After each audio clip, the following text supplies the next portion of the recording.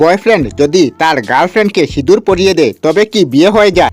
বা যদি কোনো বয়ফ্রেন্ড তার গার্লফ্রেন্ডকে পালিয়ে নিয়ে যায়, মন্দিরে নিয়ে গেল এবং মা কালীকে সাক্ষী রেখে সিঁদুর পরিয়ে দিল, তাহলে কি বিয়ে হয়ে যায়?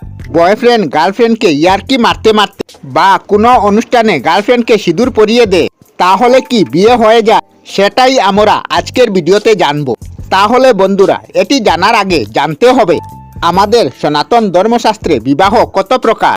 বন্ধুরা, আমাদের সনাতন ধর্মশাস্ত্রে বিবাহ 8 প্রকার, যেটি আমাদের 16টি সংস্কারের মধ্যে একটি।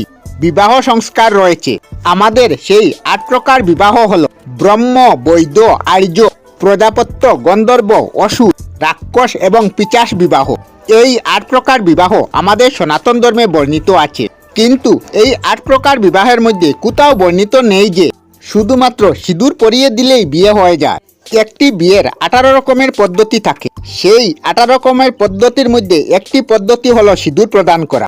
কিন্তু বর্তমানে কলিযুগে যে বিবাহ হয়ে থাকে তা হলো প্রজাপত্য বিবাহ। এই প্রজাপত্য বিবাহ আমরা জানি যে যজ্ঞের মাধ্যমে বিবাহ সম্পূর্ণ হয়। এর মধ্যে অনেক বিধি আছে। বিবাহের মধ্যে যেখানে আমাদের তিথি নক্ষত্র বিচার করা হয়, জন্মের তারিখ নির্ধারণ করা হয়, সমস্ত কিছু দেখার পর যজ্ঞের মাধ্যমে অগ্নিকে সাক্ষী রেখে তারপর আমাদের বিবাহ সম্পূর্ণ হয়, গৃহস্থী জীবন শুরু হয়। এই কার্যক্রমের মধ্যে সিঁদুরদানও একটি পড়ে। কিন্তু বয়ফ্রেন্ড গার্লফ্রেন্ডকে যদি সিঁদুর পরিয়ে দেয় তাহলে কি বিয়ে বলে গণ্য করা হবে না? তাহলে তারা কি কোনো পাপ করেছে? তারা কি অন্যায় করে ফেলেছে? রাস্তাঘাটে সিঁদুর পরিয়ে দিচ্ছে, মন্দিরে গিয়ে সিঁদুর পরিয়ে দিচ্ছে।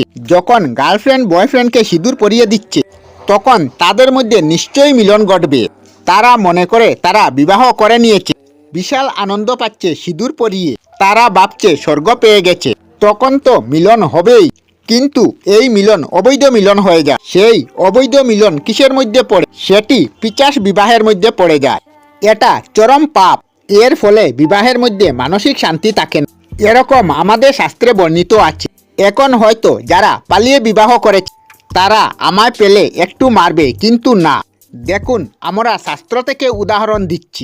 আমাদের শাস্ত্রে যা বর্ণিত আছে তাই বলছি। আপনারা অবজার্ভ করে দেখে নেবেন। অধিকাংশ সময়ে মিলে যায়।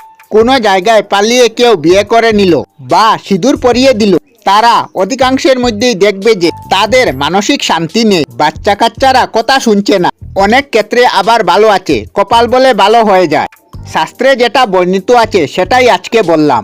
আর সিঁদুর পরিয়ে দিলেই বিয়ে হয় না, এটাই আজকের ভিডিওতে শাস্ত্র থেকে বলার ছিল। ওম নমঃ শিবায়। আমাদের চ্যানেলে সব ধরনের ভিডিও আপলোড করি, যেমন ব্লগ, নিউজ, কুকিং ভিডিও, ধার্মিক আলোচনা ইত্যাদি। যদি আপনারা এই ধরনের ভিডিও দেখতে পছন্দ করেন তাহলে এই চ্যানেলটি নিশ্চয়ই সাবস্ক্রাইব করবেন। আমি আপনাদের সাথে বিদায়ক না, আজকের মতো বিদায় নিলাম। আর ভিডিওটি ভালো লাগে লাইক, শেয়ার ও কমেন্ট করবেন। ভিডিওটি সম্পূর্ণ দেখার জন্য অশেষ ধন্যবাদ।